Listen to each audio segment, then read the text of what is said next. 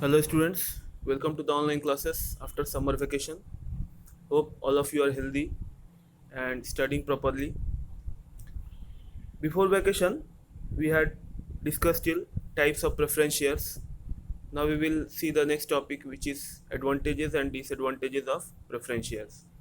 So there may be two points of view as we went through in case of equity shares. From company's point of view and from investor or shareholders point of view, we can see the advantages and disadvantages. So for a short revision, I will tell you what is preference share. Preference share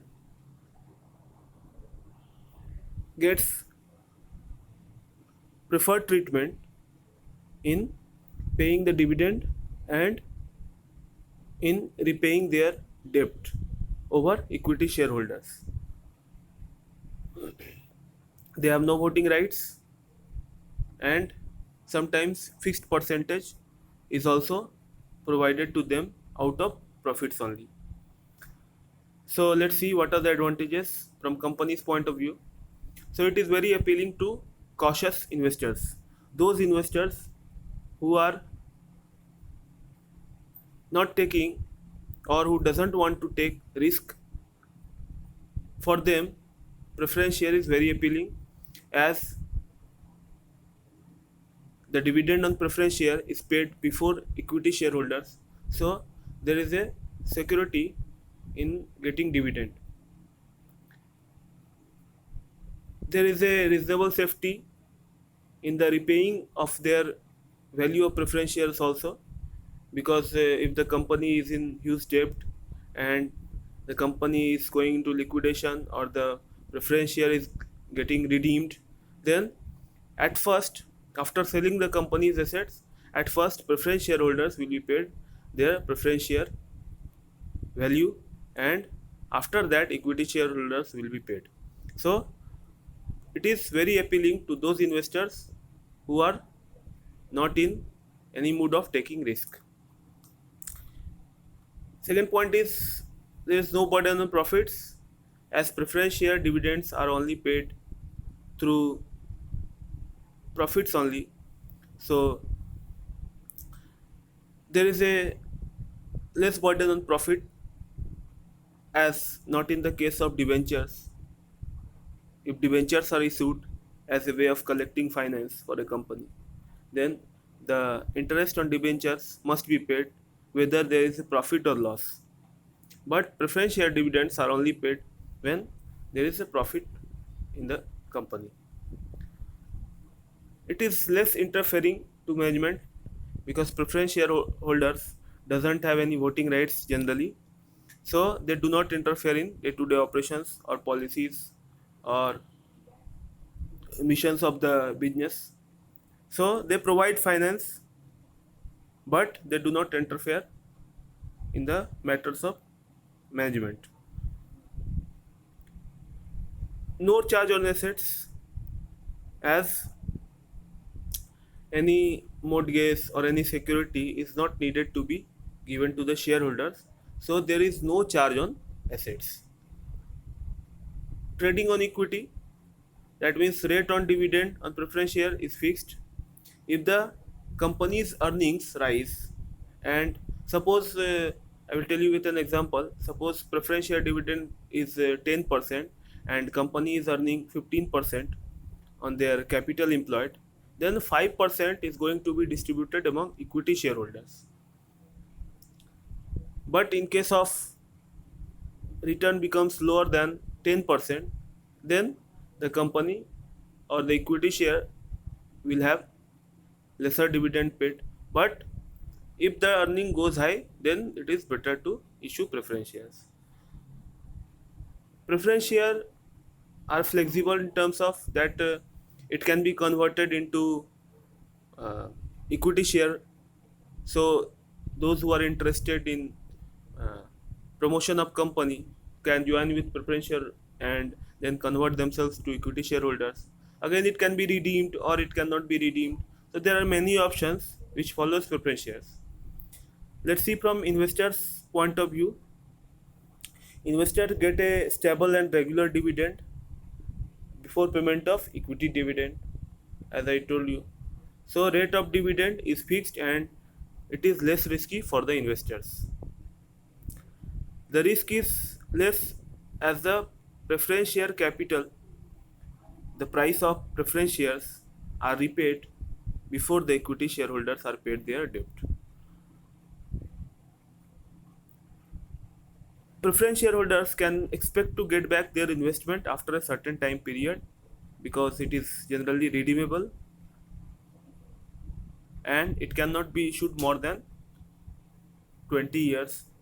So, generally, preference shareholders can get back their investment after a certain period of time.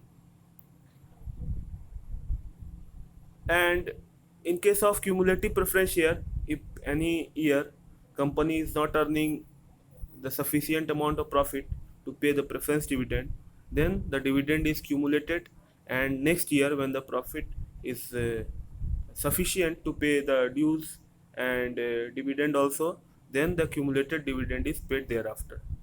So it is uh, the there is no loss from the investor's point of view if the cumulative preference share is issued. So it is less risky in any case. But there are some disadvantages as well associated with preference shares. Let's see. From the viewpoint of company, it is a costly source of finance, as if generally rate of dividend is fixed and much more on the preference shares, and in case of debentures it is less, but it has to be paid. So if a company is in sound economic condition and is earning a fixed rate of profit, then debenture is preferred one and preference share is not very advantageous to the company. It is a permanent burden as a dividend on preference share must be paid before equity shareholders, and the amount due on their preference share capital must be repaid before equity shareholders. So it becomes a permanent burden. In case of cumulative preference share, if any year they are not paid dividend, then the next year they have to be paid. So it becomes a permanent burden on company's finances. There are many legal formalities. Redemption of preference share also has some restrictions. So legal formalities are much more in case of preference share. It is very low appealing as the preference shareholders are taking all the risk while investing, but they are not getting voting rights, and the dividend will only be paid if the profit is there. If the even in case of cumulative preference share, if consecutive years the company is not earning sufficient profit, then that cannot be paid even. So there are some problems with it. Now let's see from the viewpoint of shareholders. Voting right is not available to the shareholders, so they cannot participate in the management of the company. Whatever if decisions are made by the management is final for them, and even if they can see that some wrong thing is happening before them, they cannot help it. They have already invested on the terms and conditions already, so it is very less intrusive into the company. There is always a fear of being shown the door. So anytime holders of redeemable preference shareholders can be redeemed, and in any case they can be repaid, and they will be not able to keep the money in the business. And even if the company is earning much more, then it becomes difficult for the shareholders to put their money into the company continuously. Again, the capital doesn't appreciate in case of preference shareholders. As equity shareholders, if the value of the company or goodwill is rising, then ultimately their value of equity share rises. But in case of, because that is market based, but in case of preference share, the value of the preference share doesn't rise, and they will get after a certain time the same amount which they have invested apart from the dividend. There is no guarantee of dividend also, as if only the company is earning sufficient amount of profit, then only the preference dividend will be paid.